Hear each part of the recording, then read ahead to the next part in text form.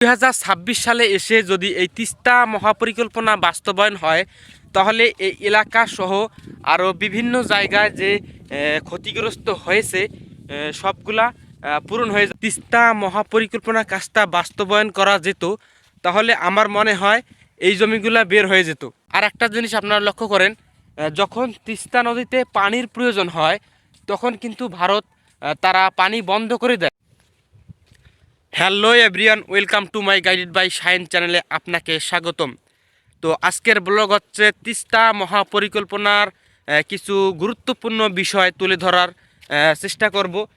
সে বিষয়ে আপনাদেরকে ধারাবাহিকভাবে আমি যদি বলি যে তিস্তা মহাপরিকল্পনা বাস্তবায়ন খুব জরুরি, কেননা তিস্তাতে অনেক হেক্টর জমি আছে, সেগুলোতে আর আবাদ হচ্ছে না। দেখতে পাচ্ছেন শুধু বালু আর বালু।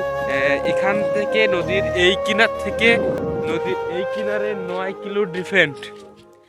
তো এই 9 কিলো জায়গা শুধু ধুধু বালা, আর কিছু জায়গা ভালো আছে, সেখানে কৃষকরা তামাক বা কেউ পেঁয়াজ, আবার কেউ মতিয়ার তামাক এগুলা গাড়ছে। তো অল্প অল্প জায়গায় কিছু কিছু জায়গা, আর তাছাড়া সবগুলোতে বালা আপনারা দেখতে পাচ্ছেন। তো এই জায়গায় যদি তিস্তা মহাপরিকল্পনার কাজ যদি বাস্তবায়ন করা হতো, তাহলে আমার মনে হতো যে এই জমিগুলা যে আছে এই জমিগুলা কিন্তু বের হয়ে যেত। তখন কিন্তু কৃষকরা এখানে কিছু ফসল ফলে তাদের জীবন জীবিকা নির্বাহ করতে পারতেন। তো আমরা যদি বলি, তো যে এই যে এলাকাটা যে আছে এখানে কিন্তু অনেক একসময় অনেক কিছু আবাদ হতো, ভুট্টা, তামাক, ধান, আরও অন্যান্য আবাদ, পাট, এইসব আর কি এখানে চাষাবাদ করছিল কৃষকরা। এখন আমরা যদি বলি যে তিস্তা নদীর ভাঙনের কারণে এখন এইসব আবাদ এই এলাকায় হচ্ছে না, এর ফলে বাংলাদেশে দুর্ভোগ সৃষ্টি হচ্ছে। কারণ এই জমিগুলা কিন্তু এখন পড়ে আছে, কোনো আবাদ হচ্ছে না, শুধু ধুধু বালা। এই কারণে এই জমিগুলা পড়ে আছে। যদি এখানে তিস্তা মহাপরিকল্পনা কাজটা বাস্তবায়ন করা যেত, তাহলে আমার মনে হয় এই জমিগুলা বের হয়ে যেত। যদিও এখানে ডিফেন্স আছে 9 কিলো, যদি এপার ওপার বাদ দিয়ে যদি 3 কিলো নিত, তাহলে আরও তোমার 6 কিলো জায়গায় যদি কৃষকরা চাষাবাদ করত, তাহলে বাংলাদেশের গত বছরগুলোতে ক্ষতিপূরণ হয়েছিল সেগুলো পুড়িয়ে নেওয়ার সম্ভাবনা অনেকটাই বেড়ে যেত। তো দেখেন এদিকের অবস্থা খুবই খারাপ, শুধু বালা আর বালা। মহিপুর যে ব্রিজ আছে, তিস্তা ব্রিজ, সেটা এদিকে আমরা যদি দেখাই, এখান থেকে ক্যামেরায় দেখা যাচ্ছে না, যদিও অনেক দূর। এই তিস্তা মহাপরিকল্পনার কাজটা যদি বাস্তবায়ন হয়, তাহলে লাখ লাখ একর জমি এখানে বের হয়ে যাবে।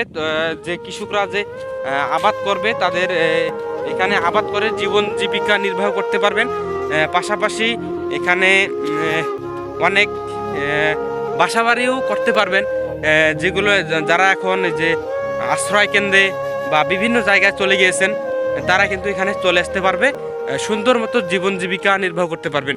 এই 2026 সালে এসে যদি এই তিস্তা মহাপরিকল্পনা বাস্তবায়ন হয়, তাহলে এই এলাকা সহ আরও বিভিন্ন জায়গায় যে ক্ষতিগ্রস্ত হয়েছে সবগুলা পূরণ হয়ে যাবে। ডালিয়া ব্রিজ পর্যন্ত যে জমিগুলা বর্তমান ভেঙে গিয়েছে, এগুলা হিসাব করলে হাজার হাজার হেক্টরের জমির চেয়েও বেশি হবে।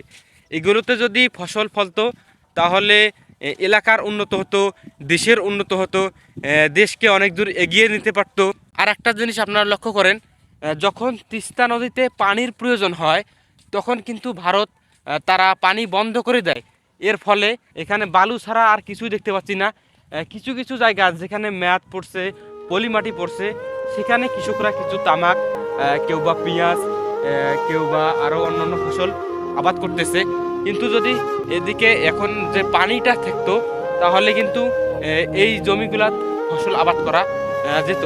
কিন্তু যখন পানির প্রয়োজন হয় তিস্তাতে, তখন ভারত তারা পানি দেয় না। এ কারণে তিস্তা মহাপরিকল্পনা বাস্তবায়ন করা খুবই জরুরি আমার মনে হয়। কেননা যখন পানি লাগে তখন তারা পানি দেয় না, আর যখন পানি লাগে না তখন তারা পানি দিয়ে ডুবিয়ে দেয়, যাতে এই এলাকার যে বসতবাড়িগুলো আছে সে বাড়িগুলো পর্যন্ত তলিয়ে যায়। এ কারণে আমরা তিস্তা মহাপরিকল্পনা নিয়ে সরকারকে বিশেষভাবে আহ্বান করছি, যাতে দ্রুত সময়ের মধ্যে এই তিস্তা মহাপরিকল্পনা বাস্তবায়ন হয়। তো সবাই ভালো থাকবেন, সুস্থ থাকবেন। আর যারা আমার এই চ্যানেলে নতুন, তারা অবশ্যই চ্যানেলটাকে সাবস্ক্রাইব করে পাশে থাকবেন। দেখা হবে কোনো এক ভিডিওতে।